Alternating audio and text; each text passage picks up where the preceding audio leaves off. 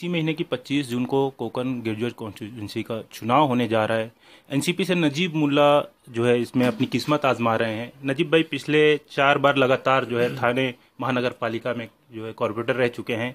अब जो है एमएलसी का चुनाव लड़ रहे हैं। तो खुद हमारे साथ हैं नजीब भाई, उनसे हम पूछेंगे। नजीब भाई, क्या कारण है कि अचानक जो है सडनली आपने ये तय किया?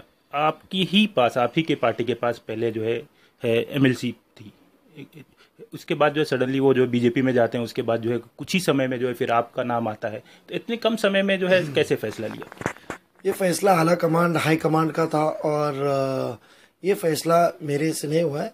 और अचानक कैंडिडेट जो हमारे थे, जिन्होंने आखिरी वक्त पे लोगों को गुमराह करके बीजेपी पार्टी में चले गए, तो आला कमांड को लगा कि एक कोकन का बाशिंदा होने के नाते, कोकन बैंक के चेयरमैन के नाते, कोकन के बहुत से सारे गांव में थोड़ा बहुत राफ्ता है और 1999 से एनसीपी का कार्यकर्ता के नाते, एक सक्रिय कार्यकर्ता के नाते, I was always an active member और नुमाइंदगी के नाते उन्होंने मेरी पे पसंद की। मैं उनका शुक्रगुजार हूँ कि उन्होंने मुझे इस काबिल समझा कि मैं एमएलसी के चुनाव में बीजेपी जैसे आला पार्टी, शिवसेना जैसे जो सरकार में जो पार्टी है, इनको हम मेरे नाम के जरिए टक्कर दे सकते हैं। मैं उनका शुक्रगुजार हूँ। ये देखा जाए तो ये इलेक्शन खासकर जो है कि पढ़े लिखों का इलेक्शन है। कैंडिडेट भी पढ़ा होना चाहिए, वोटर्स भी पढ़े होना चाहिए। तो जाहिर सी बात है मुद्दे भी जो है कि वही होंगे जो खासकर एक हर कोई जो है इस मुद्दों को जो है नहीं जानता होगा। जो है जो शायद एजुकेशन का मुद्दा हो, बहुत सारे जो है क्या बेरोजगारी, रोजगारी का मुद्दा हो, बहुत सारे बेरोजगार हैं। तो इलेक्शन का आपका खासकर जो है क्या मुद्दा रहेगा? अगर आप जीत कर आते हैं तो किन चीज़ों पर फोकस करेंगे? फर्स्ट ऑफ ऑल तो टीचर्स लोगों के जितने ग्रीवेंसेज हैं, teachers should be only for the teaching. Non teaching कोई भी काम टीचर्स को दिया नहीं जाना चाहिए। नॉन टीचिंग प्रोफेशंस के अंदर जितने काम आते हैं वही काम टीचर्सों को देना चाहिए।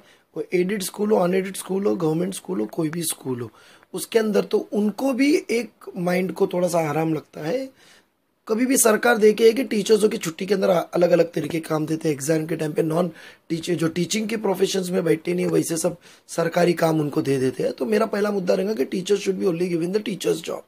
सेकेंड, जो नौजवान तालीम से हासिल करता है, जो वोटर्स बनता है, बट मुझे वोटर्स लोगों के लिए काम करने की जगह जो आने वाले नए वोटर्स है उनकी तरफ ज्यादा तवज्जो देते हुए एम्प्लॉयमेंट एक्सचेंज, तालुका न्याय एम्प्लॉयमेंट सेंटर्स, हमको एक तवज्जो दी पड़ेगी कि वहां नया एम्प्लॉयमेंट सेंटर कौन सा आ रहा है जहां एम्प्लॉयमेंट जनरेशन हो सकता है। वहां हमारी दरखास्त रहेंगी कि यहाँ जो तालीमी राफ्ता के वहां एक गाइडेंस होता है, जैसा करियर गाइडेंस होता था, एक एम्प्लॉयमेंट गाइडेंस सेंटर, उनको एम्प्लॉयमेंट कैंप्स लगाना, अलग अलग अपने रसूख के हिसाब से अलग अलग कंपनीज को लाके तालुका लेवल पे वहां एम्प्लॉयमेंट कैंप्स लगाना। तो ट्रेन डैम की जो कैसा होता है कि डिग्री हासिल कर देता है, डिग्री हासिल करने के बाद कुछ थोड़ी सी पॉलिशिंग बचती रहती है, कभी वो उस तरीके से स्टूडेंट्स पॉलिश्ड हो जाता है तो उसको इमीडिएटली एम्प्लॉयमेंट मिल जाता है, उसको कहीं पे भी नौकरी मिल जाती है। For example he may be in good in sales, but उसको थोड़ा सा लैंग्वेज बैरियर्स होगा, उसको थोड़ा सा वहां प्रोफेशंस के अंदर किए गए, उसको ट्रेनिंग दी गई, तो कोई भी मॉल से किधर भी सेल्स में लग जाएगा, जब 15-20 हजार रुपए वो कमा सकता है। मार्केटिंग के अंदर लग सकता है, अकाउंट्स में लग सकता है, टैली का जॉब ने किए होते। तो ऐसे जो ग्रेजुएट्स होते हैं, इंजीनियर्स होते, but they don't have an reference to recommend, तो हमको वो ऐसे एम्प्लॉयमेंट जनरेशन सेंटर्स ढूंढ के तालुका लेवल्स पे वहां नौजवानों को रोजी कैसे मिले, बेरोजगारी की कैसे मिले, ये मेरा उसका दूसरा मेरा अहम मुद्दा होगा। देखा जाए इलेक्शन से पहले वादे बहुत लोग करते हैं, हमेशा। पहले जो जीत कर आए थे आप ही के पार्टी निरंजन डोकरे साहब, बहुत सारे वादे किए थे, लेकिन आपका कहना है कि उन वादों में से बहुत सारी चीज़ें नहीं हुई। बेरोजगारी का मुद्दा आज भी वैसी है, टीचर्स का मुद्दा आज भी वैसी है, आप भी फिर वही वादे कर रहे हैं। तो लोग कैसे भरोसा करें? ठीक है, आपकी पहचान है, आपका काम है, लेकिन लोग कैसे भरोसा करेंगे आप पर? देखो, बात ऐसी है कि I am trial and tested 4 times, I am trial and tested 3 times, 4 times in the bank also. जहां बैंक के सिलसिले से काम होता है, जहां परफॉर्मेंस का काम होता है, तो 4 बार मुझे आवाम ने पसंद किया है। जहां एक लोक प्रतिनिधि का नगर सेवक हो या कोई भी लेवल पे काम होता है, तो वहां मुझे 4 बार आवाम ने पसंद किया है। हर इलेक्शंस में एक मैनिफेस्टो होता है, जूने कामों को नए इलेक्शंस में दोहराया नहीं जाता। कहां तभी उसका सेटिस्फेक्शन लेवल या एकम्प्लिश, जो हम काम पूरे कंप्लीट किए, we have achieved the major percentage of the targets, कहाँ तक भी रहेगा, इसीलिए आवाम चुन के जा रही है। पहली बार मुझे चुन के दे रही है, मैंने इसीलिए ये कहा है कि काम मेरी पहचान है, एक मौका दो। इंशाल्लाह आज तक किसी को हमने कंप्लेंट होने को नहीं दी है, हमने जो वादे किए उसको भी मुकम्मल तौर पे जाएंगे। मैं एक ही छोटा सा उदाहरण देता हूँ कि ऐसा होता है कि जब आप एमएलसी बनते हो तो आपके पास एक फंड आता है करोड़ों की तादाद में, वो महाराष्ट्र में कहीं पे भी यूज कर सकते हैं। पर हमने जिन लोगों ने हमको भरोसे से चुन के दिया, तो हमारा फर्ज बनता है कि मैं मेरे कॉन्स्टिट्यूंसी के अंदर यूज करूं तो मैं तालीम के ऊपर यूज करूं। मुझे आने वाली सड़क कमजोर रहेंगी तो मैं वो सड़क, और मेरी क्लासरूम में मुझे बैठने को सही जगह नहीं होंगी, मुझे वहां तालीम हासिल करने को मुझे पास कंप्यूटर लैब नहीं होगा, साइंस लैब नहीं होगा, तो मैं वो आपसे वो स्कूल से दरखास्त करूंगा कि आप यहां से आने की तकलीफ उठाओ, मगर जो आप घर में जा रहे हो, जो शिक्षण के मंदिर में जा रहे हो, उधर आपको उससे अच्छी सबसे अच्छी तालीम हासिल होगी। वो चीज की तवज्जो पिछले लोगों ने की नहीं थी, वो गलतियां हम नहीं करेंगे। हम ये देखेंगे कि भाई रास्ता थोड़ा सा दुरुस्त ना हुआ तो चले, बट स्कूल अच्छी होनी चाहिए। रास्ते का काम सरकार का है, पीडब्ल्यूडी का है, जिला परिषद का है, महानगर पालिका का है, नगर पालिका का है, मगर अपना फंड जो तालीम के है तो तालीम में यूज होना चाहिए, जो पिछले 6 साल में हुआ नहीं।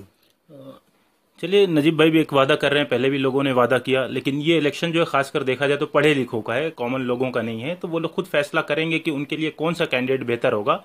लेकिन जो ये तो समय ही बताएगा। हालांकि जो है कि 25 जून को इलेक्शन होना है। नजीब भाई से पूछेंगे कि अपने वोटर से कुछ अपील करना चाहेंगे, किस तरीके से वोट दें, कहाँ दें, क्योंकि बहुत सारे लोग जो कंफ्यूज रहेंगे कि वोट कहाँ पर दें। वो मेरी यही आपसे दरख्वास्त है कि आपने एक आजमाया और क्या काम हुआ क्या नहीं हुआ।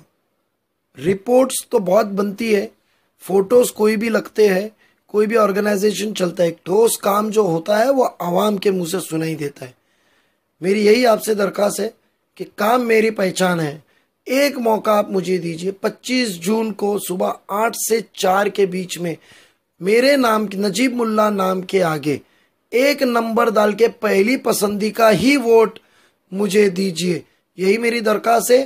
अलग अलग पूरे कोकन के तहसील कार्यालय, स्कूल्स में सेंटर्स है, हम वोटर्स तक पूरी तरह पहुंचेंगे कि भाई वो उनके सेंटर्स तक जाए और उनके वोटिंग कराए। आप वोट देने के लिए आइए, आप तालीम से राफ्ता रखते हैं, आप तालीम हासिल किए, आपका वोट जाया नहीं जाने दीजिए और मुझे पसंद करके एक मौका दे के आप अच्छे आला तालीम के कामों में आप भी हिस्से में शरीक हो जाएंगे। ये मैं आपको वादा करता हूँ। हमसे बात करने के लिए बहुत बहुत शुक्रिया। Thank you.